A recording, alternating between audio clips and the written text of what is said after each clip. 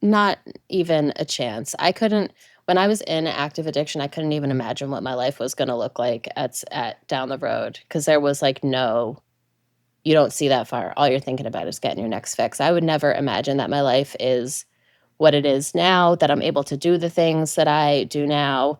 Um, yeah, it's just I was never good at school. I never thought I'd be able to get through nursing school, and now I've done it twice. It's just like I don't know. Yeah. And sometimes, like, to your point about the guilt thing, sometimes I feel guilty about being where I'm at because I see so many people struggle with it so much.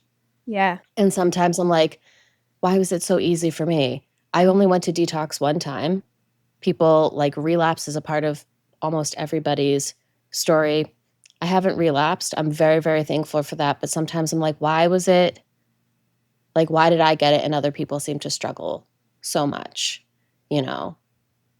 So there's like that Yeah. weird little thing. But I'm also really proud of myself for getting here. And the only thing that I can do is to try to give back and help other people get there and share my story with It's so them. amazing. Let me see what happens when I click this button. Hello? Hello? Hello? No, that changed nothing. Am I here? Ah, there you are. Sounds great. Okay. We will take it. And Okay. this partly why the show's called You Never Know. Because you never know if the interview will even fucking happen. It's crazy. I think at this point we kind of know that there will be definitely technical difficulties every single Yes. time. I'm a little sticky in my hands today. I don't know why. Sorry, that's weird. I'm Jay Candle. Welcome back. I'm here with my co-host. You're not supposed to intro me. Hi guys, I'm Adrian. It's lovely to be back again. We got Ellen here. My ex-wife finally started to come forward with her story. Can you imagine? No, I'm just playing. I think it will be terrifying if that day ever comes. One day it will happen. Well, people but don't know no, what she in looks all like, right? seriousness, So I very well could be. Not really, yeah. You very well could be. I don't want to paint you in that light at the moment. So this is Ellen Reed, and I'm really happy you joined us. Well, How thank you doing, you. Ellen? I am great. I'm so excited to see you, Jake. And I know, like, I'm just so excited to see Adrian too. Ever since I've listened to Blink, that was one of the things, obviously people leave the podcast with a lot of like questions and like things that they want to know more about. And I was like, I want to know more about Adrian and like how she's doing these days. And so anyway, I'm excited to see you. Yay, I'm excited to meet you and with you too. We'll definitely get to all that fun stuff and give you the chance to ask us whatever. But maybe we can just start off with you introducing yourself. Okay, so I am in St. Louis and I work with people really all over the world on performance coaching. So I listened to Blink. That's how I got here. I listened to Blink and I reached out to Jake on Instagram. I had just finished the podcast, so I was like fresh off it and, just super inspired. And it's like, let me just see if I can find this guy. So I found him on Instagram and just sent him a message and said, listen, like, thank you for sharing your story. This is kind of what I do for a living is I try to teach people to develop the mental toughness and skills that you have exuded through this process, and it was just so inspiring to listen to. Um, and then he responded and was like, "Well, maybe we could connect." And so anyway, that was kind of the beginning of our conversations. And so yeah, I work with professional athletes, elite level athletes. I work with business professionals on performance coaching. And so that looks, like a lot of different things and a lot of different scenarios, but that's kind of how we connected. Very cool. How'd you start doing that? So it's funny because I don't know if I told you this, but I was a professional dancer for really up until like 3 years ago. So all through like school, growing up, I would go home from school and go straight to, do my homework, then go straight to dance, like to rehearsals. And then through high school, continue doing the same thing. Through college, continue doing the same thing. And so I was always, really into kind of the academics, but also dance. And so I just kind of kept that going, like kept kind of going on both of those trains. And so when I was in school for psychology and working on my doctorate, I was also pursuing this professional dancing thing. And so I had this kind of connection to sports psychology because, I was a dancer, an athlete, and interested in psychology. And I met my now colleague. His name's Dr. Jason Selk. And he was the director of sports psychology for the St. Louis Cardinals, the baseball team. And I started working with him, like, in graduate school and just kind of doing administrative stuff while I was working on my doctorate and dancing.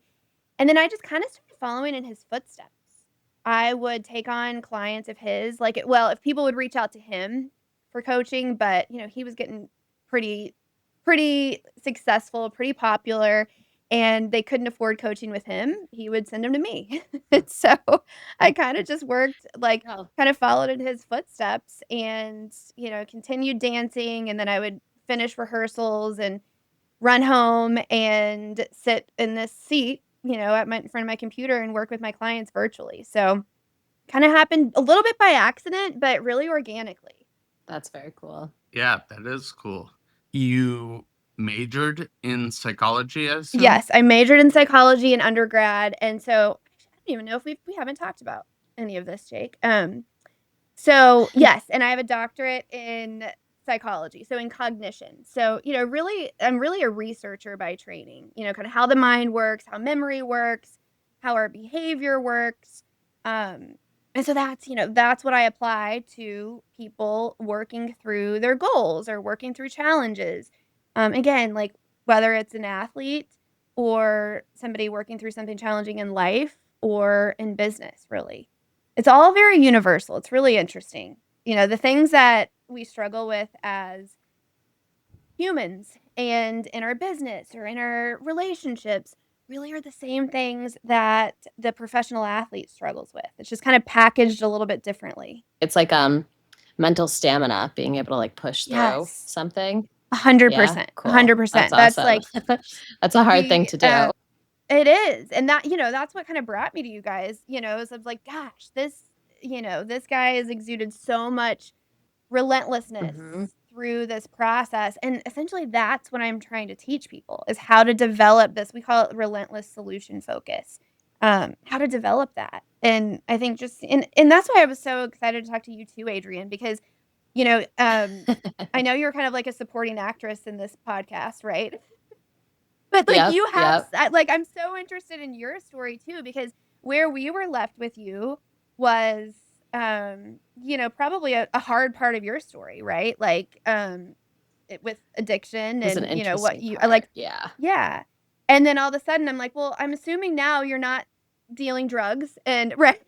Like, in a No. totally different part Now of I your do it life, legally, and actually. right. Now I just Right, you're a deal nurse drugs now, and legally with a license. Yeah, yeah, that's amazing. That's amazing. And so yeah. I know that without knowing any part of your story through that journey, have exuded this too, that stamina and relentlessness and working through challenges.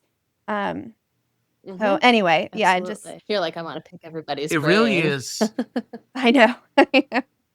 it really is interesting how when you were saying it's all, like, universal, I really only realized that probably when I was in the hospital recovering, I was so focused and I knew the mission and it was all about that. But then when I moved back to my community, I could apply these things to everything else. And it was like simple, you know? Like it's not that's the wrong word. It's not simple, but the practice at least is simple. Yes. Oh, You I think that practiced it is the for right a word. long time. Totally. Maybe it is the right word. Yeah. That doesn't mean whatever you want to achieve is going to be easy or Yes. simple. It's just the steps of building that out. You know how people always say, "I wish I knew what I knew now then." Oh, Mhm. yeah. Hindsight. I'm that I'm that dude now. Yeah. Yeah. Damn, I'm like, yeah, damn. Well, I think that is I mean, I think it is simple, right? It's very hard, but it's very simple, and I think actually that's where a lot of people get stuck is when they try to overcomplicate it. And Mhm. so when we can kind of go back to the simplicity of, all right, like what's my very next thing? Like what's my very next step? Um, versus like, okay, I got to get from here to here. What are the millions of things that have to happen in the right order in order for that to happen? So when we can simplify things in a lot of different ways, but into just the very next step, the very next thing, um, which is hard to do. It kind of goes against our nature. Like we tend to see the whole picture, like we tend to Mhm. see the whole mountain, right? But and this is like kind of what I took a lot from Link too, is that you had to be very strategic about focusing on just the very next thing. Because I think anybody else in your position would look at how far you had to go, right? And just that kind of helplessness would set in and what like there'd be no motivation, right? It robs us of our motivation when we overcomplicate things. Absolutely. Something you just said there, though, I feel like, well, which part of my story are you referring to? Like the recovering in the hospital or the locked in time? Well, okay, so when you went through I would say, I mean, all of it, but I think it's really evident in the recovering in the hospital, and I also think it's almost even more evident right now, like, in your continued recovery right now.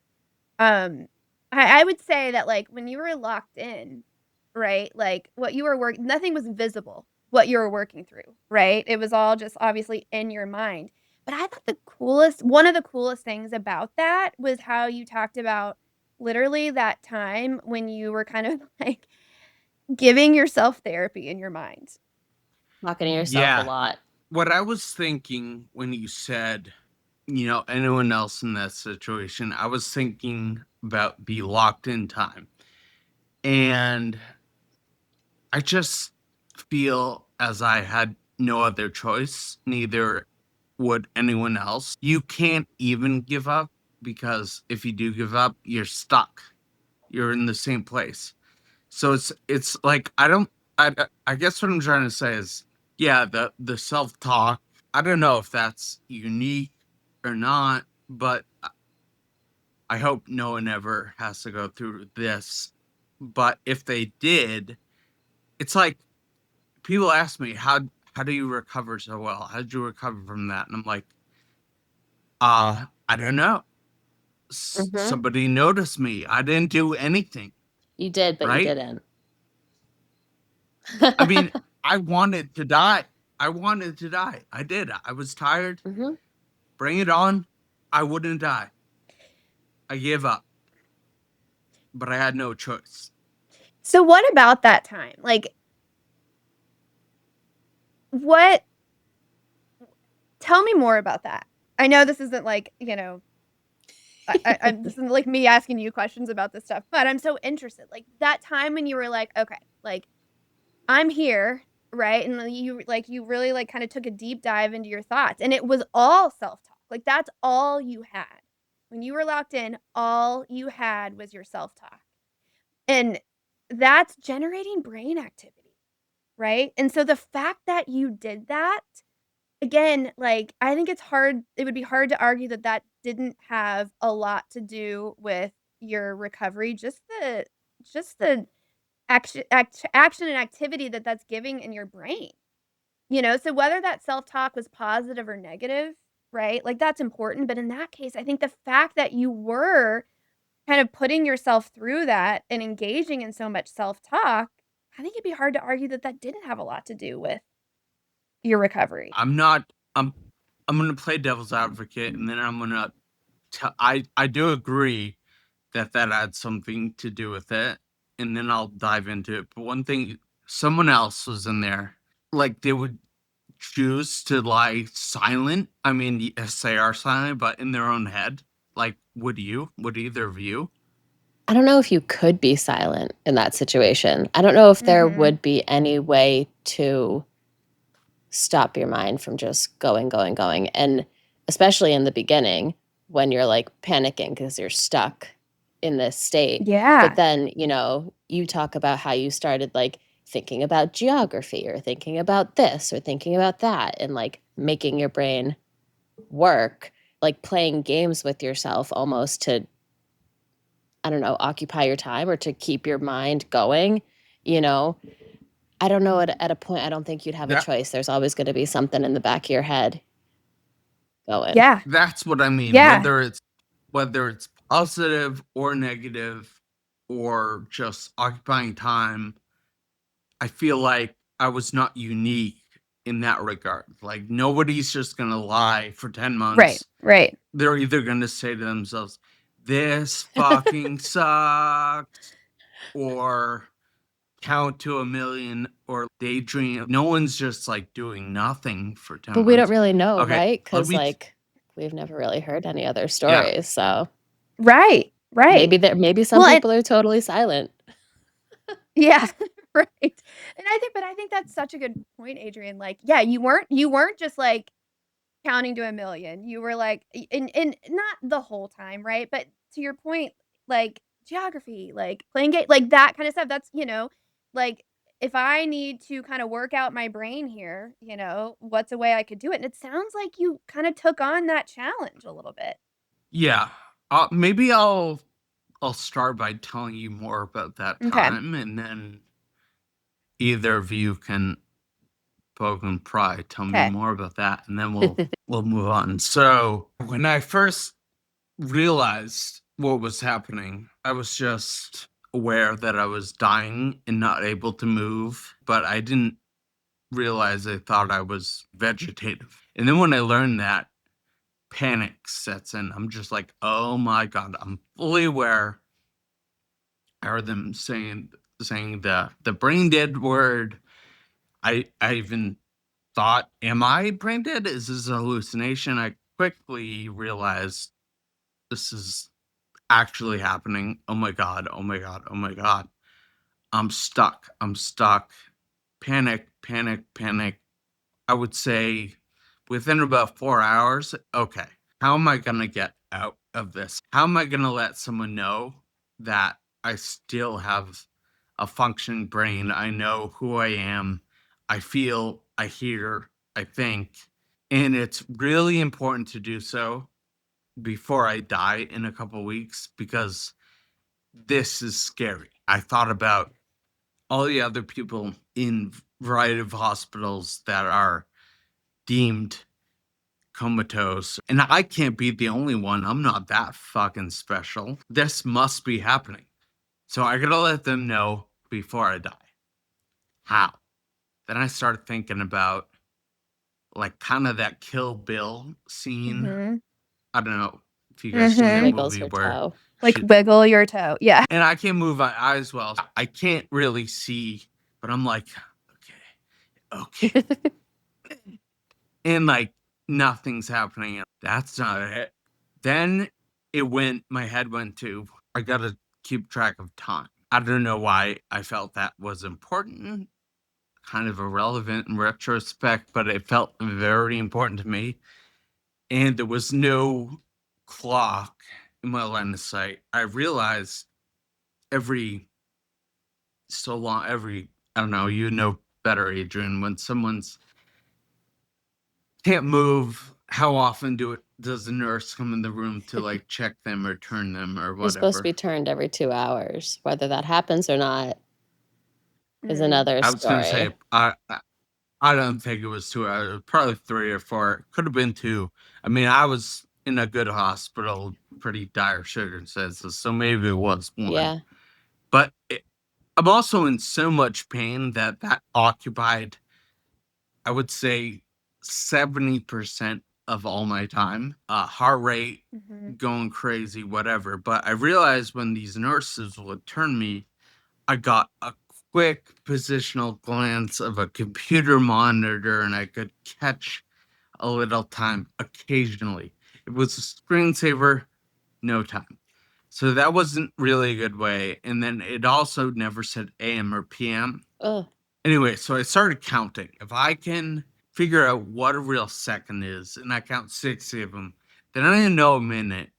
And then I can replicate the feeling of 10 minutes, half hour.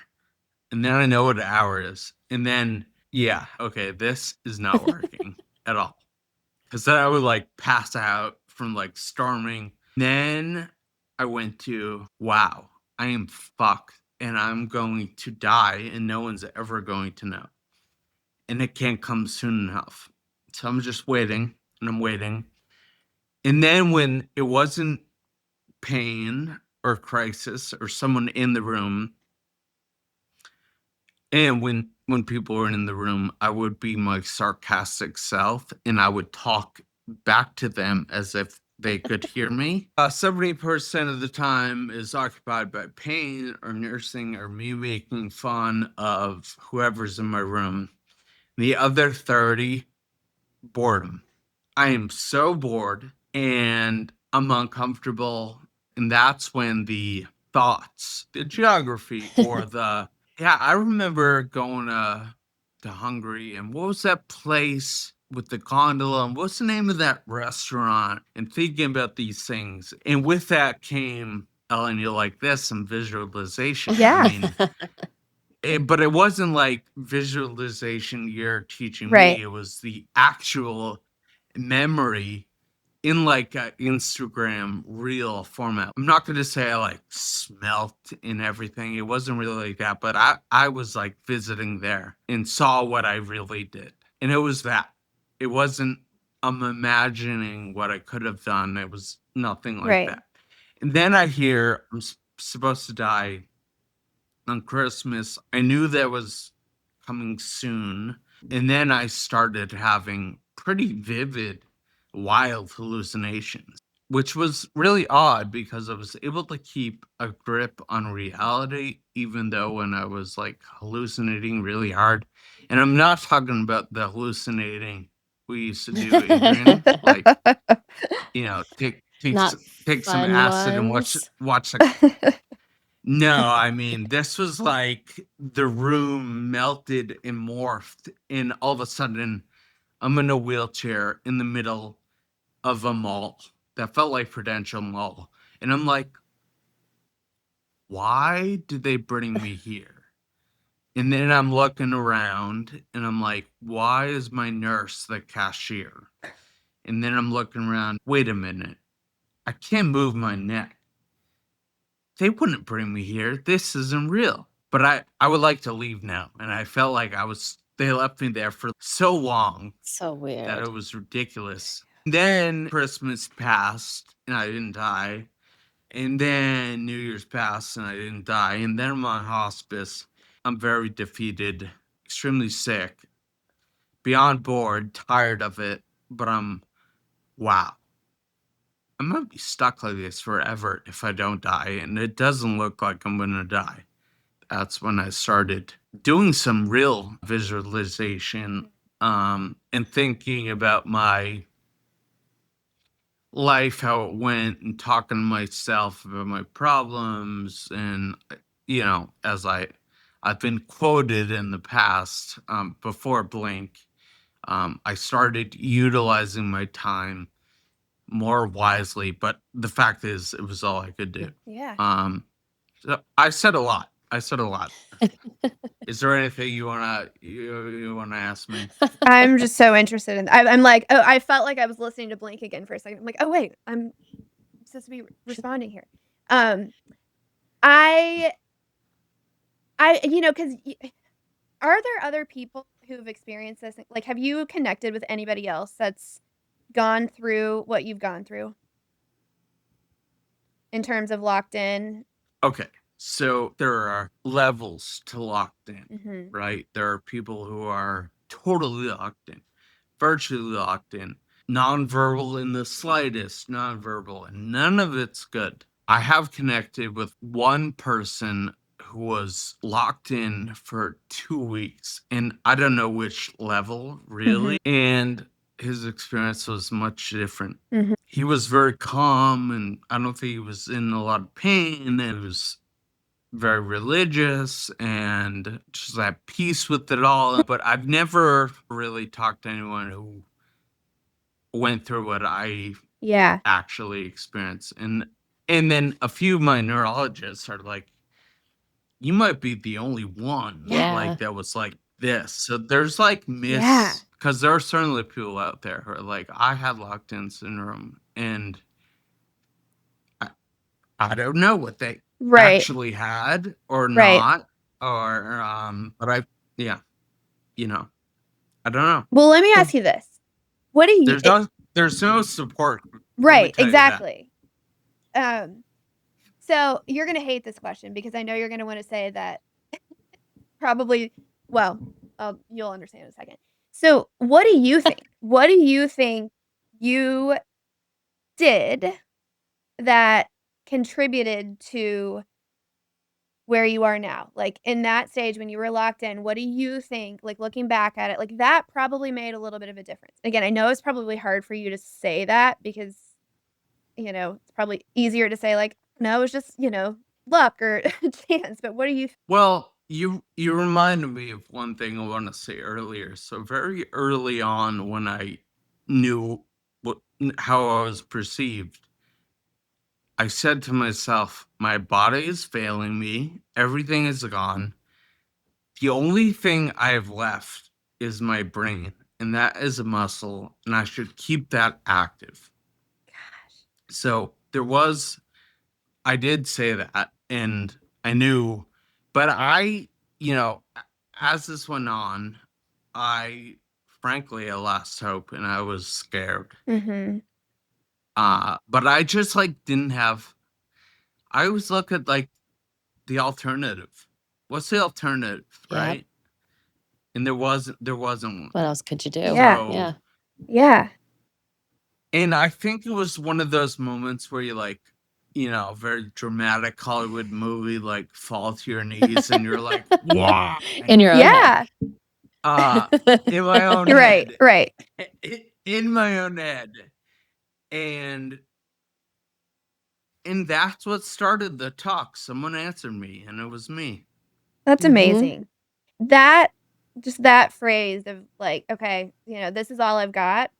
I've gotta I've gotta work with this," right? Like, "This is all I've got. I've gotta make sure this is as strong as possible." And you weren't perfect at it, right? Like you said, you went through phases where you lost hope, and you weren't perfect at it. What does perfect at that even look like, right? But even in just, listening to your story about that time, you can see that through your, geography lessons and through that, like, kind of really deep dive stuff into, your memories and your all of that. That is the part of Blink that touched me the most was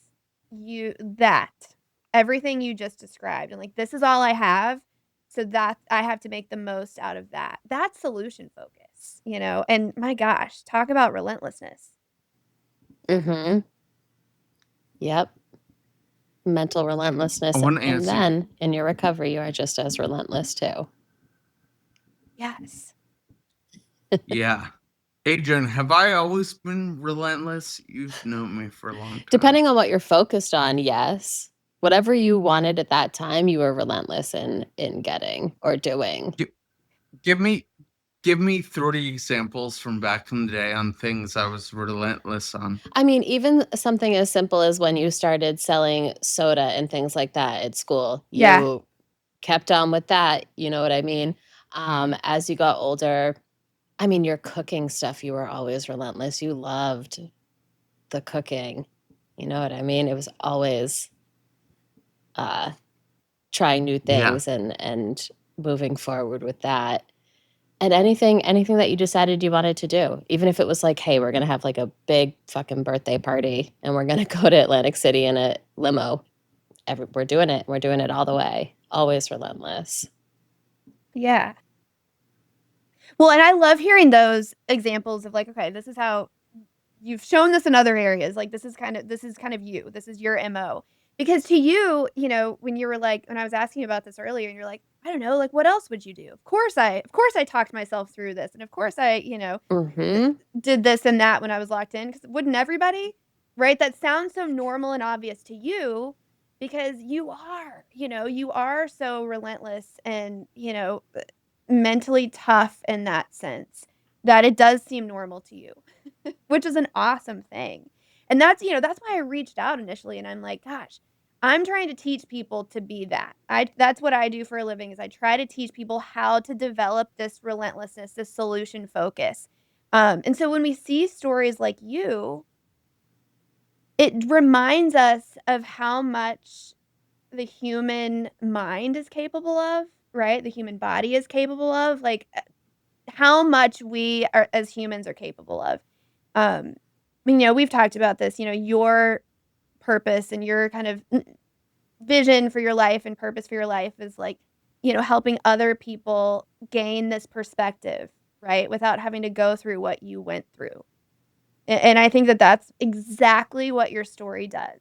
If he can do this, I can do this, right? Like, if he could get through that, I can get through this thing that feels so huge in my life and so insurmountable, but compared to that, like, okay, I can handle this. So I just think Mhm. it's so cool to see you've done it through Blink, obviously, but you're continuing to do it in kinda your life and your journey after Blink. Well, thank you. I'm trying to remember what you asked me. So What what do you what think do you think you you did did? that made an impact on your recovery? Well, I don't know. I'm just gonna say it. I'm gonna say it. I don't think certainly talking to myself and keeping my brain active, I think my initial thought of your brain's a muscle. It's the only one working, minus my dick, as Yeah, everyone right. in the world knows. But it was right, and I think that is the main thing I did that contributed. But the rest of the story is like the stars aligned here. I I know, mean, yeah. if I wasn't in Boston, like if I wasn't transferred then and then doctor who noticed was on rounds, would have been someone else a month later? Maybe. Would have Yeah. died of a urinary tract infection before? Probably. Mhm. Mhm. Or maybe not. I survived like 7 of those. I didn't realize how they were bad they They're are, bad. They Yeah. right? also can They're make like you confused. they're really They can bad. make you very confused too. Oh, yeah. I was confused Yeah. enough. But, Probably didn't help, the confusion. um, we can always say that about everything. And I'm the reason I'm pushing you on this a little bit, and not to say that you don't recognize how awesome you are, but like, and I know, again, like, part of my MO is, like, I wanna point out to people, what about them is really remarkable and extraordinary, not that you need any convincing of that, but, like, we can all say that about everything. If I hadn't gone to this school or I hadn't have moved to this place or that happened, then yeah, like, things wouldn't have worked out the way they did. And I'm not even saying you're doing this, but it's so normal to dismiss our role in it and just give it to all the external circumstances, right? And so that's why I kinda keep, coming back to this because I think if we can identify, right, like, what is it about me that makes me great? Then we can repeat that, right? We can apply it to other things, and you do that in your life, you do that in your life just normally, but I think the beauty of this is that other people can then see that in you, that, like, okay, this guy has, kind of made the decision to, my brain is a muscle, I'm gonna exercise it, and, that's what his focus was on, and he wasn't perfect at it, but, that there's no doubt that contributed to where you are, and you see that in your recovery now, that's just you, it's just you. You're like, "Well, of course I'm gonna go to my PT today. Of course I'm gonna, like, spend extra time and work on this. Of course I'm gonna, like" wouldn't everybody? No. No. Relentlessly. Yeah. Yeah, Relentlessly. yep. That that is like a whole different life, Yeah. compared to like the time period I was talking about. The other thing, I just wasn't ready to go. There was so much more I wanted to do, and I had such a love for life, even though I was frankly a mess and depressed. A little But Mhm. bit. I really did have a love for life and a good time. And I wasn't ready to go, and that's not how it was supposed to end. The reason I don't say that super often is because there are plenty of people who feel that way and die. So why am I different? Like, I don't, that's not fair. You shouldn't look at it that way. Everybody has a little bit of a different path, right? Happened for some reason. Mm-hmm.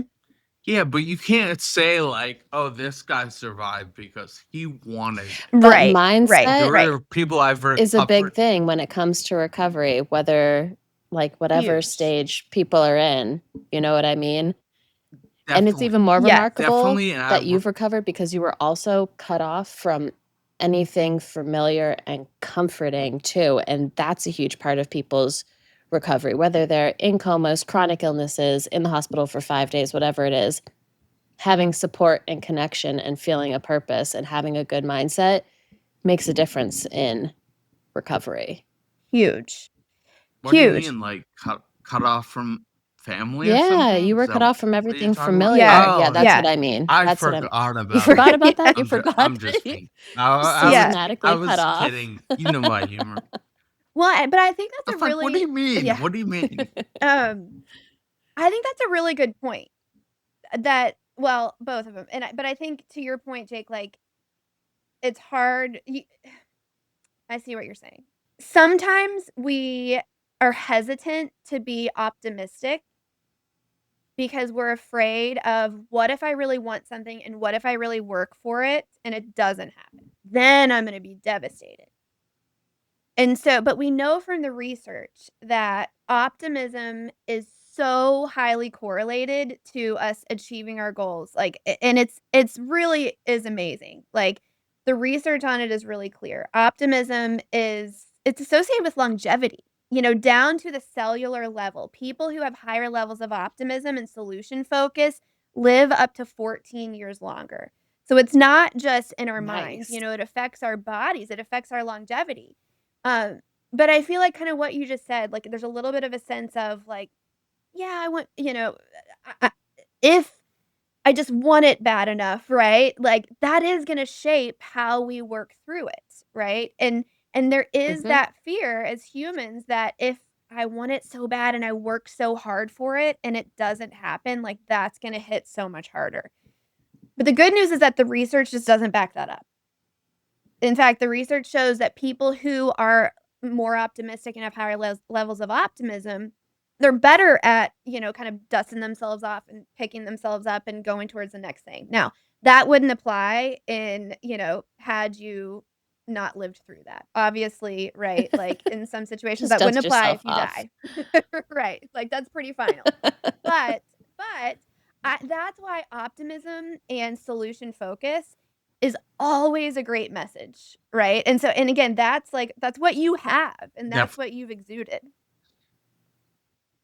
Definitely. I mean, I fully agree that, and I preach this too, and like recovery talks and everything. It's like it certainly can't hurt. Yeah, Like it's gonna improve your odds, Mhm. for right? sure. But also, there was a young guy I recovered with, and he was at a higher level point than I was at, and then I kind of surpassed him. He was so positive, and he grinded as hard as me, and it just like didn't work out. And he thought you can obviously have that mindset, and it's not gonna work out. Yeah. Um, but it can't hurt, Mhm. obviously. Yeah. Mhm. And that's the other thing too Um, that, like, we also don't know. Like, we don't know, like, this other guy that you're talking about. Like, who knows what his path would have looked like had he not grinded as hard as he did and right? Like, we don't know our outcomes, right? And so all we can do is stay solution focused, right? And if one path doesn't lead where we want it to, then we change course and move on to the next. But yeah, I mean, it's relentless solution focus, and that's why I reached out because I'm like, this is it. You are it, and Without even also I knowing think the it. other thing that's been yeah, and you too, Adrian. I mean, really, like, again, that's where I'm like, I feel like there's a whole part of your story that that I'm missing, right? Because I heard, kind of like the early days of Jake, right? And kind of your all's relationship there. And then fast forward to now, and you're in nursing and, like all these great things. Like that didn't happen just by accident. It's so weird not putting your whole story on a global Yeah. platform. Why didn't you do Me, that? put my whole story on a global Weirdo. platform? I don't know. I'm not as confident in it. I don't know.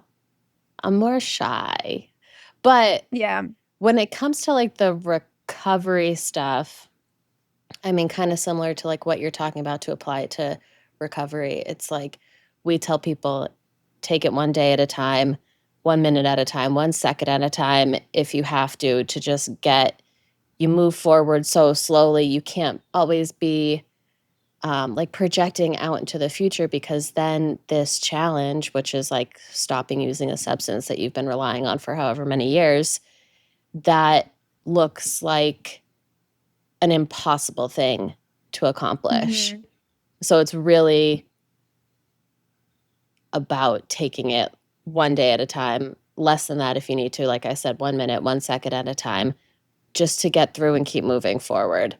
And that's a really, really hard thing to do, and like, Yeah. addicts really like instant gratification, so they want they wanna feel better now, they want this to work now, they wanna be recovered now, but it doesn't work that way. There's all these steps in between, and you have to take them one at a time. You can't go from here to here because Yes. it's impossible to do. It's impossible to do. So, Yes. sorry. It's, Mm, uh it's interesting to, like, hear you talk about it, and then I'm like, "Oh, this is what we say when we're, like, helping people get through exactly. Yeah. detox." It's like, "Just give it 1 more hour. Don't leave detox yet. Give it 1 more hour. Yes. Sleep on it Yes. tonight, and then decide if you wanna go the next day." Don't make Yes. any impulsive decisions, and, throw it all away, and then you have to start from the bottom all over again.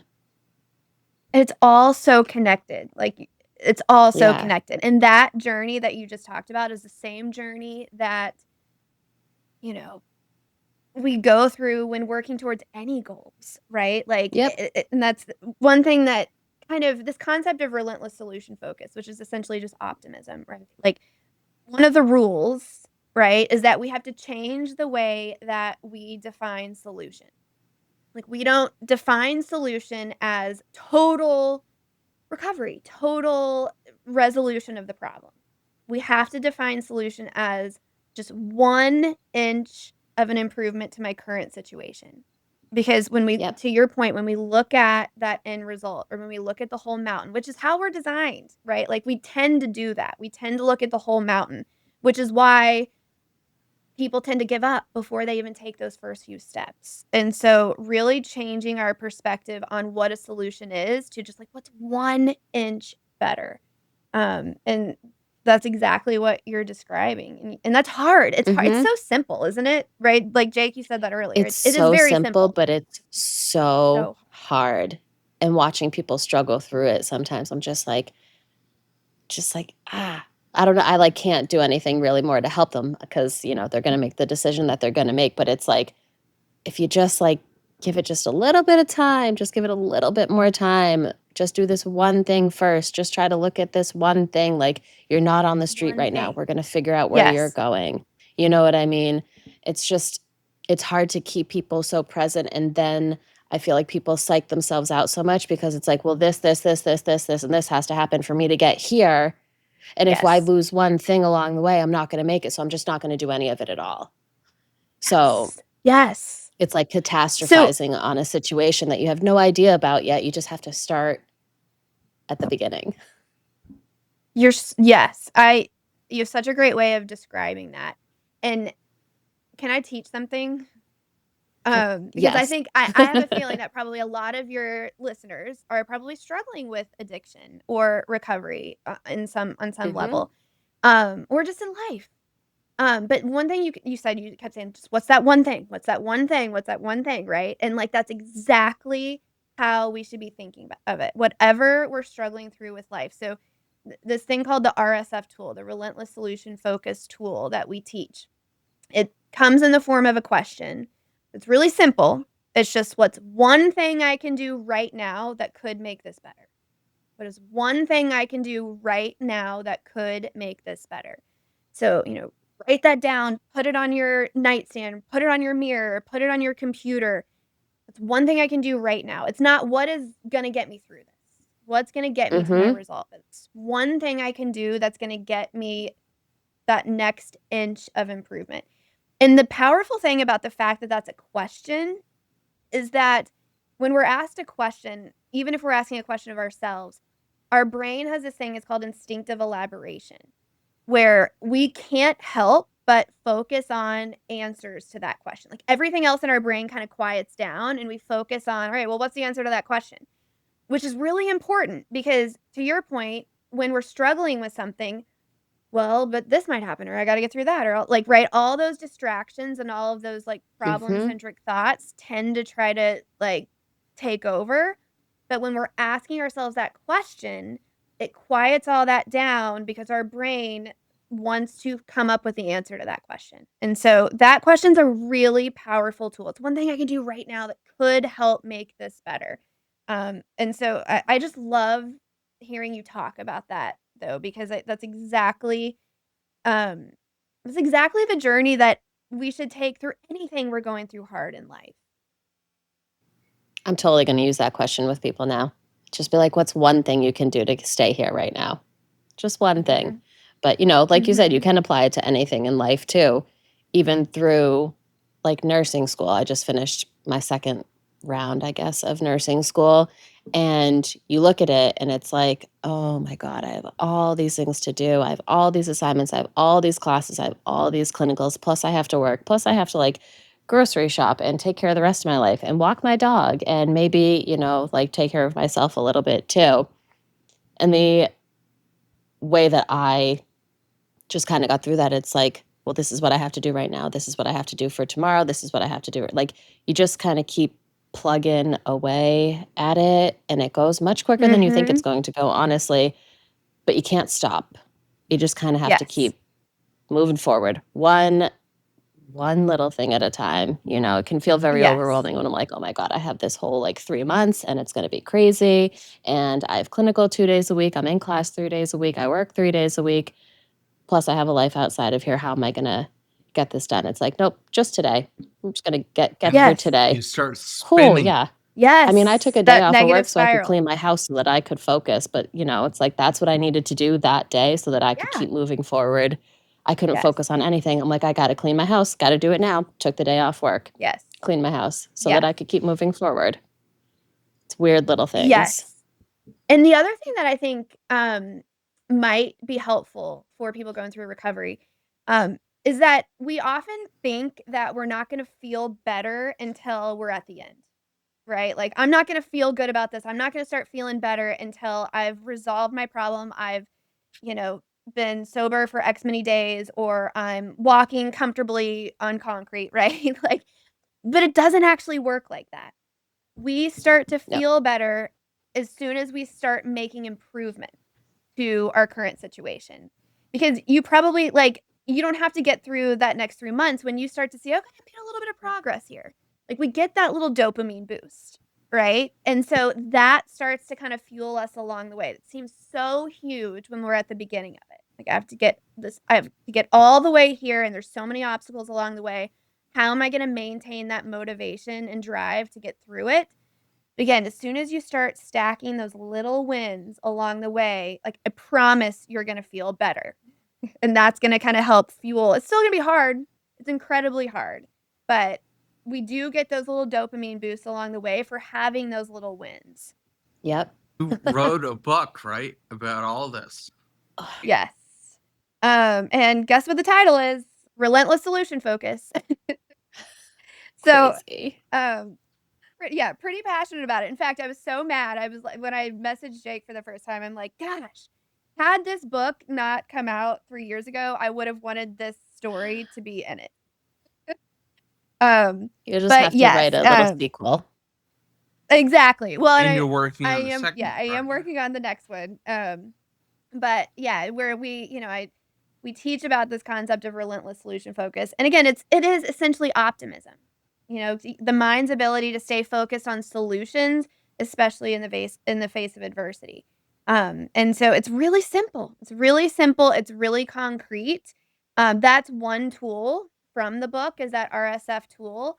And so, I teach a mental workout in there and something called the success log, where we work on developing self-confidence. We focus a lot on self-talk. That's something that Jake and I have talked about. Getting coached by the master here. I now have a copy of your book, which I plan on reading this week as I pack up and move. Where can people find it? So it's Amazon. It's on Amazon. I'm on Instagram, drellenreed.com. It should be available anywhere you would buy your books. Relentless Solution Focus. Can I get it on my Awesome. Kindle? Awesome. Does that work? Yeah, it should. I'll send you one, Adrian. Thank And you. send me your address. I'll send you one. Okay, I will. But it's so, and like I started when we first started this podcast, how I work with professional athletes and these people in life and these people in life and these people in life, like the way you just detailed recovery is like, I don't know, that really just resonated with me, because it's the same. We're all made of the same stuff. It's the same. We're all made of the same stuff. Mhm.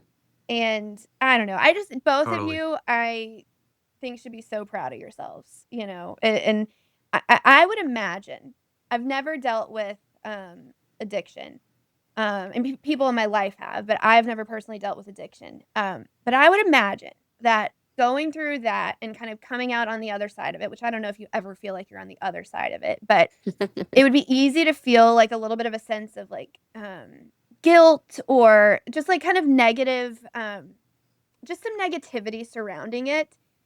And I just look at you both, Mhm. and I think you should be nothing but proud of yourselves.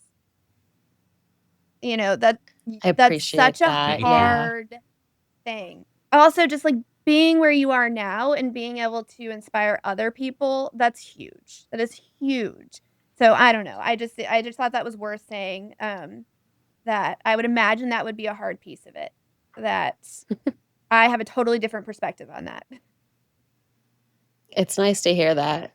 It certainly is too. Our piece with a lot of guilt Mhm. and self-confidence. It seems like the moral of this is like it's all similar, coinciding feelings. Mhm. Yeah, It's all putting in that work to achieve what you want to achieve to better 100%. yourself. 100%. And that's different for us at different phases of our lives. It's different for different people. But we really are all made of the same stuff. And even me, like when I'm listening to Blink, right? And I hear the two of you on that podcast, it does feel a little bit like, oh, this guy's like this alien, right? Like that did this superhuman thing. And, but then I meet with you and I'm like, oh, he's just a normal person, and Mhm. we're all made of the same stuff. And, and I work with really some of the best in the world at what they do, both in their business and in their sports. And we are all made of the same stuff. We all struggle. I don't have a single client who doesn't struggle with very real stuff, like the big stuff that we don't often talk about in life. But I think what both of you are doing through this podcast is really allowing people to connect with the hard stuff in life and feel so much less isolated about what they're going through. I want to give you the opportunity to ask me anything. I know we talk a fair amount, and you the opportunity to ask Adrian anything. Yep. So, okay, it's maybe less of a question, but I was thinking about this. So, whenever anybody, like, I post on my social media, like, talking to Jake, anybody want me to ask him, right? And of course, everybody wants to know, like, well, what's going on with Helen, right? Like, what's going on with Of course. did she poison him and this and that, and like, right? And I think, and I could be wrong about this, but I think it would be really hard in your position to not be so consumed with like just the anger and like the hate and the all the things. You have every right to feel like that, right? But I could be wrong about this, but I feel like you've done such a great job of not letting that negativity consume your life in your future. What are your thoughts on that? Do you agree? Do you I think I agree. So there are times when I think about, like, okay, fact is, I don't know, you know. Yeah. Uh, you know, I would say 80-20, 90-20 at this point. Uh, but I don't let it consume Yeah. me because because I don't want to let it consume me, because that would be pointless to go through all that to get to another place in life where all I do is think about Mhm. something dumb and irrelevant. And that I want to make the best life I can have with my second chance at if that's really fucked up. I mean, for a fact, she did a bunch of fucked up Yes. things. Like, Yeah. but if she really caused this, Yeah. that's really fucked up. Yeah. And if I find out definitively and a judge is like, you're guilty of this, I don't think it changes anything Right. one way or the other for me. I'm not Right. looking for that. I don't. It's irrelevant, kind of. Yeah. So that's how I feel, and Yeah. so yeah, you're right. Yeah. But every now and again, I think like, what a Oh, fucking yeah. bitch, you Right. know. I Every think now that's and again. normal. Right. I think that's pretty normal. Yeah.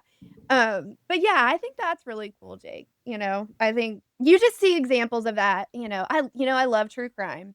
When you see examples of, people like who are victims of or their family, and I can't even imagine. I can't even imagine what that would be like. But I'm always so sad for people when I see that it just seems to have consumed their whole life.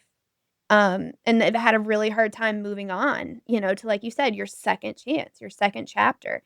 So anyway, I just think that's been really cool to see. And so I did kind of want to ask you about your thoughts on that. I'm glad you asked that. That was a Very good glad. question. Anything Um, for Big A so Big over here? A, so I'm just curious. So when did you like get sober? Like what was your kind of story with that?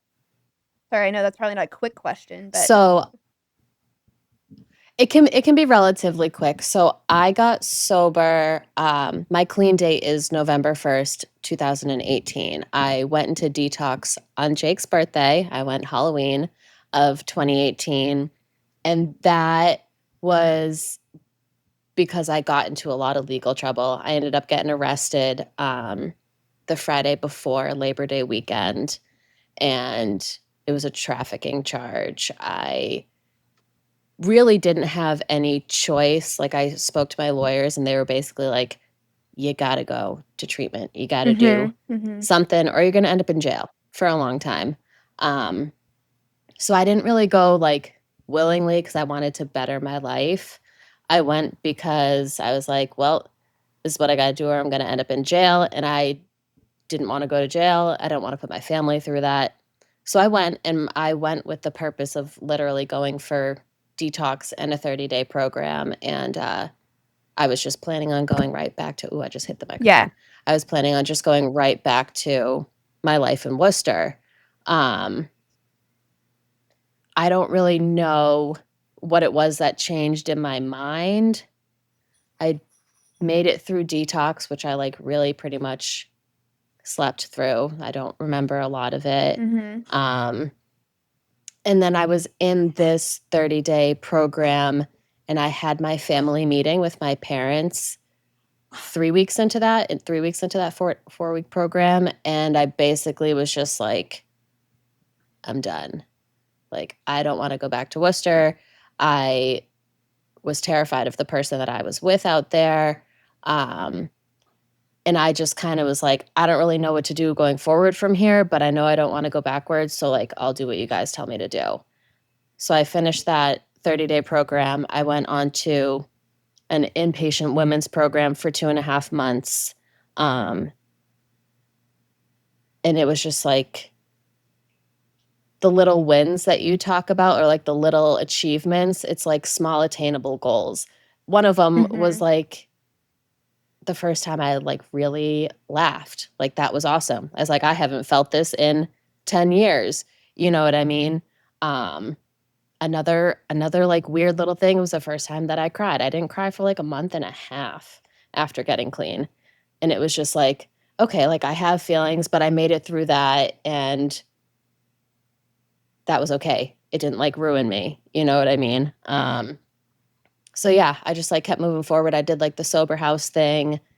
I got a get well job. I worked at TJ Maxx for a while and then I went back to massage and I just kept kind of trucking through it. It's a weird thing. People are like, "How did you do it?" I'm like, "I don't know. I just You did it did it. I didn't one want to go Yeah. backwards. Yeah. One step at a time." Yeah.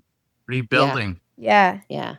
Like, did you ever did you ever think, like, look at your life now, and I'm sure that you probably have other goals that like, I'm sure there's, like, a next step and, like, that you have your sights set on, but, like, did you ever think that you would be where you are today? Not even a chance. I couldn't when I was in active addiction, I couldn't even imagine what my life was gonna look like at down the road because there was, like, no you don't see that far. All you're thinking about is getting your next fix. I would never imagine that my life is what it is now, that I'm able to do the things that I do now. Um, yeah, it's just I was never good at school. I never thought I'd be able to get through nursing school, and now I've done it twice. It's just like Gosh. I don't know. Yeah. And sometimes, like, to your point about the guilt thing, sometimes I feel guilty about being where I'm at because I see so many people struggle with it so much. Yeah. And sometimes I'm like, why was it so easy for me? I only went to detox one time. People like relapse is a part of almost everybody's story. I haven't relapsed. I'm very, very thankful for that. But sometimes I'm like, why was it like, why did I get it and other people seem to struggle so much? You know? So there's like that Yeah. weird little thing. But I'm also really proud of myself for getting here. And the only thing that I can do is to try to give back and help other people get there and share my story It's with so them. amazing. Yeah. It's Yeah. it's a little bittersweet It's sometimes. It's weird. I would imagine, and, like, I one thing like, I talk a lot to my people about, and, like, we've talked oh, sorry, we've talked about this, but, that self-talk, like, those thoughts that those conversations we have with ourselves, right? Like, sometimes we just think that if we're thinking it, it has value, and it has truth, right? And so, sometimes I think it's really helpful to identify, like, kinda what you just said, like, sometimes I catch myself thinking that, like, "Well, why was it so easy?" And, like, that whole train of thought, right? We identify, like, those conversations that we tend to go to, and then remind ourselves, like, "Okay, there's no value to that." When my brain wants to go Right. there, I'm gonna redirect it to, I am using this phase of my life, like, to inspire other people and, like, which you are. Thank God. Thank God it was easy for you, which I think that easy may not be the best way to describe that. I'm sure it's pretty Not difficult, but thank necessarily, God it was but easy for you, right? Because now you're in the position where you're helping other people through it. And so, yeah, like, our self-talk is so interesting. It's like we just and yeah. it underlies everything. Like, our self-image and our self-confidence and our belief in, like, who we are and what we have the ability to accomplish and what we work for, all of that is determined by the things that we think about ourselves and the things that we say to ourselves. And we have more control over that than we think. And so, I think again, like, for both of you, like, and I think you remind yourselves of this, you may hear it, but you probably also don't hear it enough that both of you are so inspiring. You've gone through hard things, but that's what makes your stories so cool, right? The fact that you've gone through those hard things. So when that guilt, that, like, that head trash that has no value of that or that guilt kinda creeps in there, just remind yourselves like, "Man, I have gone through some hard stuff, and that's evidence that I can do anything I put my mind to." Thank you, Ellen. Thank you. And like, thank you for coming on. And also thank you for coaching me. And it's really been helpful. Yeah. Well, and my thank pleasure.